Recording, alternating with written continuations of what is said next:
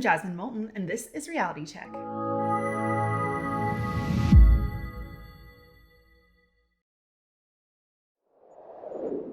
The inflation rate in Canada is currently nearing 8%, and this is the highest that it's been in about 4 decades. And while politicians and government officials are talking a lot about explanations for this increase in the inflation rate, none of them seem to be pointing to themselves or their own actions. Take a listen. Inflation is not a made in Canada challenge, and it's actually less severe here than among our peers. We also know that inflation, a global phenomenon which is a lingering result of the COVID recession and has been exacerbated by Putin's illegal invasion of Ukraine. And high energy prices have put upward pressure on inflation in Canada, and that is expected to continue in the months ahead. The unprovoked Russian invasion is creating volatility and uncertainty in the global economy. And then Vladimir Putin illegally invaded Ukraine, forcing up the price of food and fuel. And in light of their record profits, economists have said that they are contributing significantly to inflation, that corporate greed is contributing to the inflation that we're experiencing right now. Reopening the economy has brought new complications, leading to higher inflation around the world and here at home. And with oil prices rising further in recent weeks, we can expect inflation to move up again. The Russian invasion of Ukraine is driving up international prices for oil, wheat, and other commodities. This will put further upward pressure on inflation in Canada and around the world. We expect inflation will remain close to 5% through the first half of 2022 and then move lower. What we just heard was a bunch of different Canadian politicians and government officials giving various excuses as to why Canadians are currently experiencing high rates of inflation in this country. In particular, there's 5 claims that government made in that clip that are being dutifully echoed by their friends in the legacy media that need to be debunked. Let's get started. The first myth is that inflation is happening everywhere. It's a global phenomenon. First off, this is a terrible excuse. If you are bad with money, but all of your friends are also bad with money, that doesn't mean that your choices are responsible. And second of all, the Bank of Canada's mandate is not to copy what every other central bank across the world is doing. The Bank of Canada's mandate is to target inflation to about 2%. So if other central banks around the world are missing their targets and are taking actions that are conducive to inflation, then maybe you shouldn't follow what all your counterparts around the world are doing. But more fundamentally, it's not even true that this is a global phenomenon. There are many OECD countries with inflation rates lower than Canada, including G7 countries as well. At the end of the day, when our politicians say it's happening everywhere, it's not our fault, that's essentially them avoiding responsibility for some of their current policies that are conducive to inflation. For example, take the carbon tax that exists in Canada but doesn't exist in some of the world's largest emitting countries like the United States and China. The carbon tax makes food prices and energy prices more expensive. It's designed to do this. So no, politicians, inflation isn't happening everywhere around the world, and some of your own policies are making it a lot worse here at home. Myth number 2. We're currently experiencing inflation because of the conflict in Russia and Ukraine. As our politicians will state, the conflict between Russia and Ukraine is causing inflationary pressure here at home because the region is well known for its wheat exports, for example, as well as its oil and gas. This may sound odd to you, or at least oddly familiar, because Canada itself is an oil and gas exporter and also a quote-unquote global breadbasket. So if it is true that there are now global shortages in oil and gas and there's a void to fill in the global export of wheat, you would think that Canada could maybe up its production in those 2 areas and actually take advantage of increasing economic output in this current market, which of course would help to counter inflation here at home. While Canada makes up less than 1% of the global population, we account for about 12% of wheat exports globally. On the oil and gas front, according to CAP, which is the Canadian Association of Petroleum Producers, Canada has the 3rd largest oil reserves in the world, yet we import oil from foreign suppliers, even though Canada produces more oil and natural gas than we need to meet energy demands within our country. Currently, more than half the oil used in Quebec and Atlantic Canada is imported from foreign sources, including the US and Saudi Arabia. So again, you'd think this would be a great opportunity for Canada to step up and help meet some of this demand globally, but we can barely even get our own oil and gas shipped across our own country, let alone overseas. What's worse, according to the Financial Post, Canada imported about 10,000 barrels per day of petroleum products from Russia last year, about 50% made up of gasoline and gasoline blends. So there were certainly a lot of Canadians that were very excited in anticipation with the prospect of the German Chancellor coming to Canada last month, meeting with the Prime Minister, and eager to alleviate Germany's current dependency on Russian oil and gas. But while those in the oil and gas sector here in Canada might have waited with bated breath to hear what the outcome of this meeting was, they may have been disappointed. The Canadian and German governments came to an agreement that Canada would provide Germany with some hydrogen generated from wind farms out in Atlantic Canada. As CTV News reports, Canada currently produces almost no hydrogen that would fit the goals of the agreement. Both countries believe a new hydrogen trade corridor could be set up and running well before 2030. Both governments are clear this agreement will not solve Germany's immediate desire to wean itself off Russian oil and gas, a necessity as the war in Ukraine has threatened European energy security. So it's really unclear how Canadian hydrogen in 2030 is going to keep Germans warm this winter, but what is clear is that this seems like a huge missed opportunity for Canadian oil and gas. And to conclude, it's really unclear how this is the Russian government's fault and not the Canadian government's fault for missing an opportunity to stop oil and gas prices and food prices from skyrocketing here in Canada. Let's move on to myth number 3, which is that the Bank of Canada didn't print money. The Bank of Canada recently tweeted out that it did not print money during the pandemic to fund the government's COVID-19 spending. So I reached out to Franco Terrazzano, who's the federal director of the Canadian Taxpayers Federation with a background in economics, to ask him a few questions. Franco, the government spent over $600 billion in fiscal year 2020 to 2021, but it brought in less than $300 billion in revenues and ran a $354.2 billion deficit as a result. So how did the government finance this deficit? Well, governments can raise revenue by taxes or by selling bonds to financial institutions, but the Bank of Canada can also buy Government of Canada bonds. And what was so different about the pandemic is that you saw the Bank of Canada's bond purchasing on overdrive. So the Bank of Canada's balance sheet increased by more than $300 billion during the pandemic, largely by buying Government of Canada debt. Now, at the heart of the pandemic, we saw the Bank of Canada's assets grow by about 300%. Now, that growth in the Bank of Canada's assets during the pandemic is larger than the growth that we saw in the recession of the 70s, of the 80s, of the 90s, and even larger than the recession in 08-09. So during the 2020 budget year, we saw federal politicians ran up a $328 billion deficit. Now, during that time, the central bank created new money to buy about $275 billion worth of Government of Canada bonds.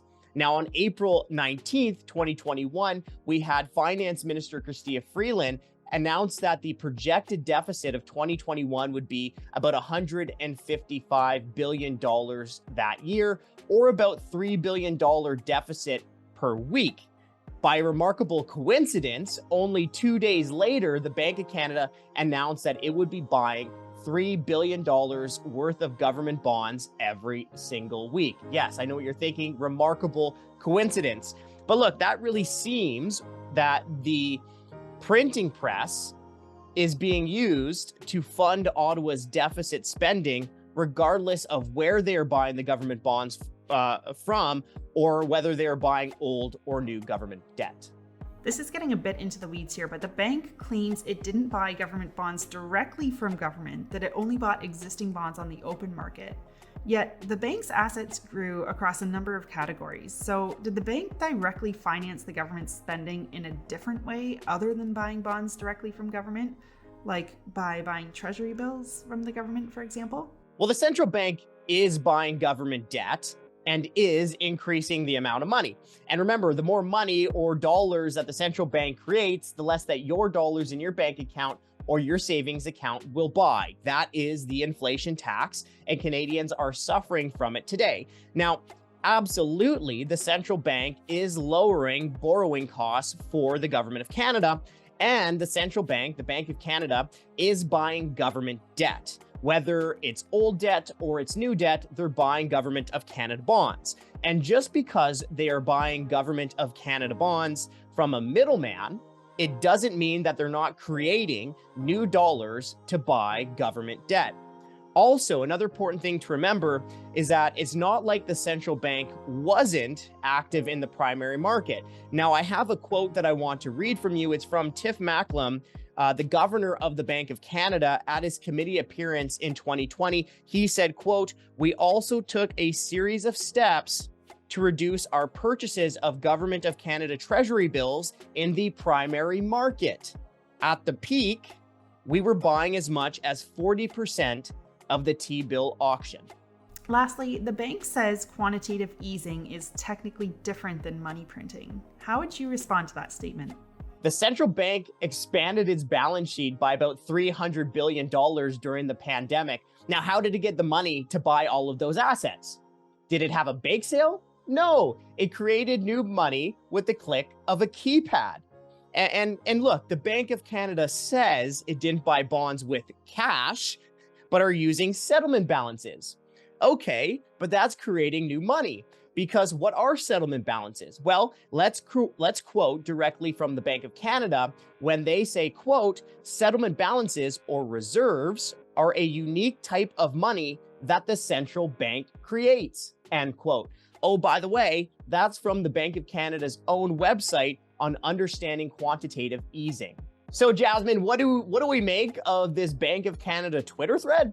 Well, it seems like the Bank of Canada spinners are working really hard for their next bonus. Because remember, the Bank of Canada during the pandemic in 2020 and 2021 were busy handing out $45 million in pay raises and bonuses. Remember, that was during the pandemic while their neighbors in the private sector lost their job, took a pay cut, maybe even lost their business. And it was also in 2021 when CPI was above 3% for 9 consecutive months, and as inflation continued to tick off. So why did the Bank of Canada hand out $45 million in bonuses and pay raises? Well, that's a really good question, because the Bank of Canada itself admits that it failed to meet its inflation target. In fact, the Bank of Canada only has one job, and that's to keep inflation low and around 2%. But if you've been to a grocery store or a gas station in the last year, you know that the Bank of Canada failed to do its only job. So why would the Bank of Canada be handing out millions and millions and millions of dollars in bonuses and pay raises? So again, what do we make of this whole thread from the Bank of Canada on money printing? It looks like those Bank of Canada spinners are working hard for their next bonus.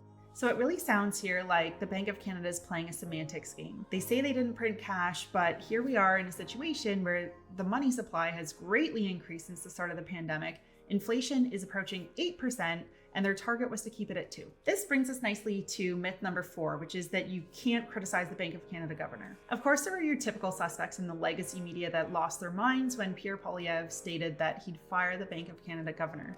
But in reality, there were people from across the political spectrum that were lambasting his comments. Kelly McFarlane wrote in the National Post, "It's a rash, reckless, and dangerous pledge. To implement it would be wholly irresponsible. The independence of the Bank of Canada is vital if Canadians are to retain any confidence in its reliability as an institution." So let's talk about Canadians' confidence in the Bank of Canada. Angus Reid conducted a poll recently that showed 41% of Canadians did not have confidence in the Bank of Canada to get inflation back under control. This sounds to me a lot like Canadians don't have confidence in the bank to do its job, not that they're concerned about the bank's independence. Even Paul Beaudry, the Deputy Governor of the Bank of Canada, stated this: "The aspect that we should be held accountable is exactly right. Right now, we completely understand that lots of Canadians can be frustrated at the situation.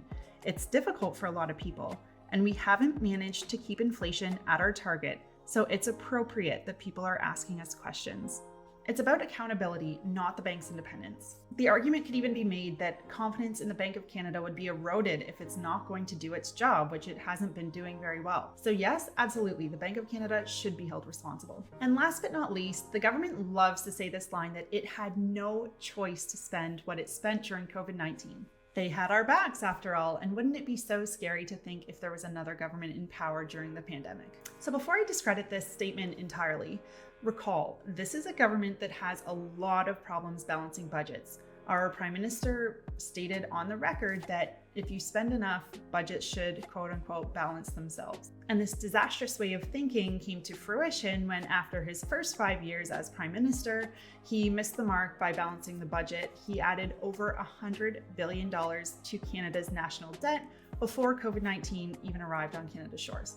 But putting all of that aside, it's clear from International Monetary Fund, the IMF's reporting, that Canada outspent its peers in the G7 by a long shot.